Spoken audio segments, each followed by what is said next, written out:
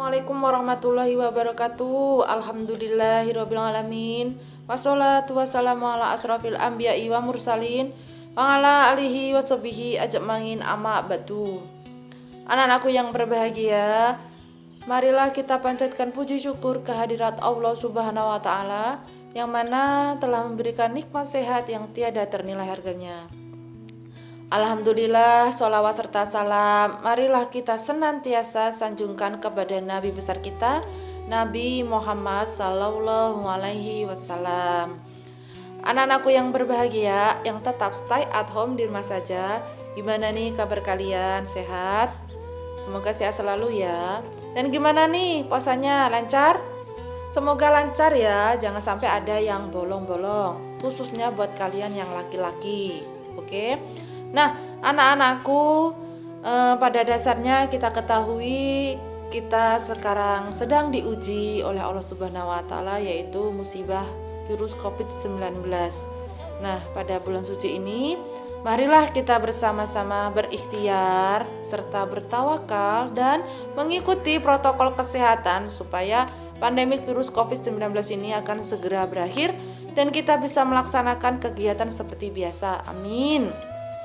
Anak-anakku yang berbahagia, yang tetap stay at home di rumah saja, pada kesempatan yang bahagia ini Ibu akan menyampaikan tausiah yang berjudul Kisah Nabi Muhammad Sallallahu Alaihi Wasallam sebagai uswatun hasanah. Anak-anakku yang soleh dan solehah, dari kalian ada yang tahu tidak apa maksud dari sifat uswatun hasanah itu? Begini anak-anakku sekalian, sifat uswatun hasanah ini adalah sifat yang dimiliki dari Nabi Muhammad Sallallahu Alaihi Wasallam. Sifat yang luhur, yang baik, yang harus kita contoh dan kita teladani di kehidupan kita. Dari sifat-sifat Nabi Muhammad yang harus kita contoh itu yang pertama, sifat dipercaya, kedua sifat jujur, ketiga sifat pengasih serta penyayang.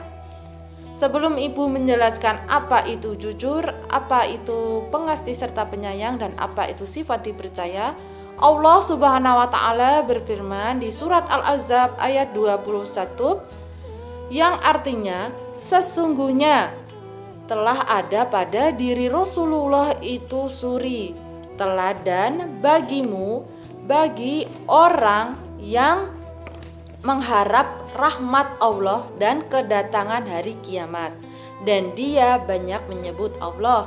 Itu arti dari surat Al-Ahzab ayat 21.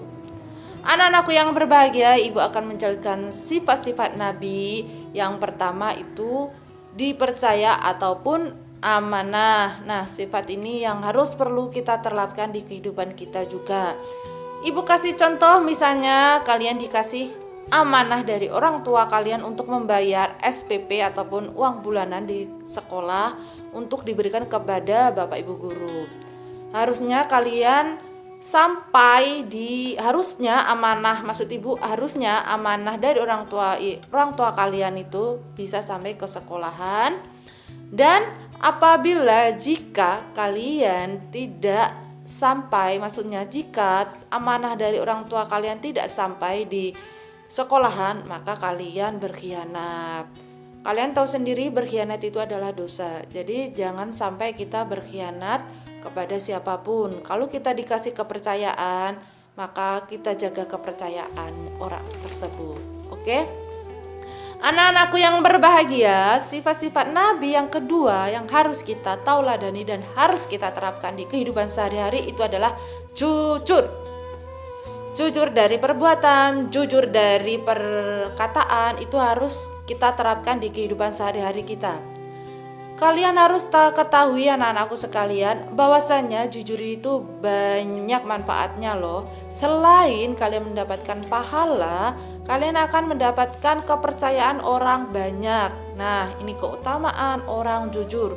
Walaupun mungkin ada pepatah yang bilang jujur itu menyakitkan maksud Ibu. Tapi lebih baik jujur daripada bohong, ya. Karena berbohong itu akan dijauhi orang dan jujur itu akan didekati banyak orang. Nah, anak-anakku yang berbahagia, Nabi Muhammad telah memberikan tauladan baik semasa kecil maupun semasa remaja. Terlebih lagi ketika beliau diangkat menjadi Rasulullah. Maka sejak kecil Rasulullah diberi gelar Al-Amin. Karena apa? Karena kejujuran dan amanahnya. Nah, dari sini harusnya kalian paham keutamaan sifat jujur dan sifat dipercaya ataupun amanah. Anak-anakku yang berbahagia, Rasulullah memiliki sifat pengasih serta penyayang selain dari sifat amanah dan sifat jujur. Sifat pengasih serta penyayang Nabi bukan saja terhadap manusia saja, tetapi terhadap makhluk hidup seperti hewan dan tumbuhan. Sebagai contohnya, ibu kasih contoh kasih sayang Nabi terhadap makhluk biasa terlihat ketika Nabi Muhammad memberikan makanan terhadap unta dan keledainya. Bukan dikasih makanan saja, tetapi keledai dan unta itu dielus-elus kepalanya, dielus-elus perutnya. Dan kepada binatang yang dipelihara Nabi tersebut, maksudnya itu jinak, betul-betul jinak kepada Nabi Muhammad SAW. Lalu kemudian hari, suatu ketika ada sahabat yang bertanya kepada Rasulullah, "Ya Rasul, apakah perlakuan baik terhadap binatang dapat mendapatkan pahala?"